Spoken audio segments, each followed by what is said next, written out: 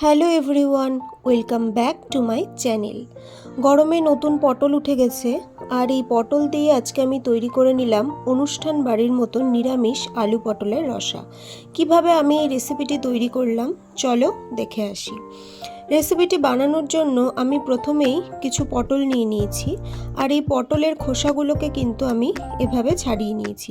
পুরোপুরি খোসা ছাড়াবে না, কিছুটা গায়ের মধ্যে লেগে থাকবে এমনভাবেই কিন্তু খোসাগুলোকে ছাড়াতে হবে। আর এই পটলগুলোকে কিন্তু আমি দুভাগ করে কেটে নেব। যত বড় বড় পটলগুলো রাখবে তত কিন্তু এগুলো খেতে ভালো লাগবে, কারণ পটলগুলো ভাজার সময় কিন্তু এমনিতেই ছোট হয়ে আসবে। তো দেখো, সবগুলো পটল কিন্তু কেটে নেওয়া হয়ে গেছে। এবার একটা আমি মিডিয়াম সাইজের আলু নিয়েছি, আলুটিকেও আমি ডুমো ডুমো করে কেটে নেব। এবার কড়াইয়ে কিছু সর্ষের তেল গরম করে নেব। তারপর এক এক করে প্রথমে আলুগুলোকে ভেজে নেব। আলুগুলোকে কিন্তু একটু কম আঁচে একটু বেশি সময় ধরে ভাজতে হবে, যাতে আলুগুলো ভাজার সময় পুরোপুরি সেদ্ধ হয়ে আসে। এর মধ্যে কিছুটা লবণ দিয়ে দিলাম, এই হাফ টিস্পুন মতো দিয়ে খুব ভালোভাবে লাল লাল করে আলুগুলোকে ভেজে নিই। তার মধ্যে আমি একটা পেস্ট তৈরি করে নেব। তার জন্য একটা মিক্সিং জারে 7 থেকে 8টা মতো পাকা লঙ্কা, দুটো টমেটোর টুকরো, 1 ইঞ্চের মতো আদা কুচি আর হাফ টিস্পুন মতো জিরে দিয়ে, মানে গোটা জিরে দিয়ে একটা পেস্ট তৈরি করব।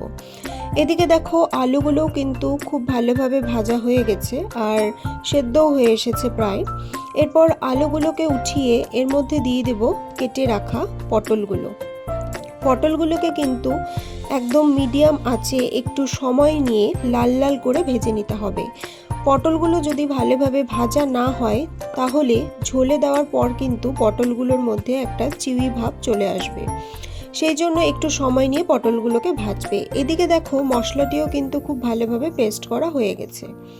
পটলগুলো আমি লাল লাল করে ভেজে নিয়েছি। এবার পটলগুলোকে কড়াই থেকে উঠিয়ে নেব, আর সেই একই পটল ভাজা তেলের মধ্যে আমি কিন্তু পেস্টটা ঢেলে দেব।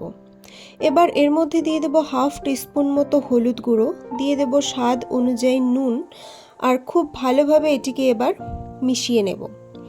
ভালোভাবে মিশিয়ে নেওয়ার পর মিডিয়াম আঁচে এটিকে 2 থেকে 3 মিনিটের মতো কুক করে নেব, যতক্ষণ পর্যন্ত না এর থেকে তেল ছেড়ে আসছে। মশলাটি থেকে তেল ছেড়ে আসলে এর মধ্যে দিয়ে দেব ভেজে রাখা পটল আর আলুগুলোকে। পটল আর আলুগুলোকে দেওয়ার পর এটিকে আরও 2 মিনিট মতো ভালোভাবে মিশিয়ে কষিয়ে নেব, যাতে একটু ড্রাই ভাব হয়ে আসে। তো ভালোভাবে মিশিয়ে নিতে হবে, যাতে আলু আর পটলের মধ্যে মশলার প্রলেপটাও ভালোভাবে লেগে যায়। তো মিশিয়ে নেওয়ার পর এর মধ্যে দিয়ে দিব কিছুটা পরিমাণ জল। এখানে আমি 1 কাপ মতো জল ইউজ করেছি, কারণ ভাজার পরে এই আলু পটলটার ভেতরে যাতে গ্রেভিটা ঢোকে সেই জন্য ভালোভাবে ফুটিয়ে নিতে হবে। তো জলটি দেওয়ার পর খুব ভালোভাবে আমি একবার মিশিয়ে নিলাম, এবং মিডিয়াম আঁচে একটু বেশিক্ষণ সময় ধরে কিন্তু এটিকে ফুটিয়ে নেব। আর সবশেষে এর মধ্যে দিয়ে দেব হাফ টিস্পুন মতো গরম মশলা বাটা, তোমরা চাইলে গরম মশলা গুঁড়োও দিতে পারো, আর দেব হাফ টিস্পুন মতো ঘি।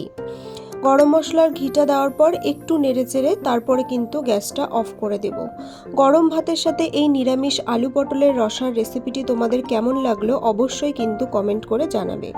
আমার এই রেসিপিটি যদি ভালো লাগে অবশ্যই ভিডিওটি লাইক করবে, শেয়ার করবে এবং চ্যানেলটিকে সাবস্ক্রাইব করে পাশে থাকবে। Thank you.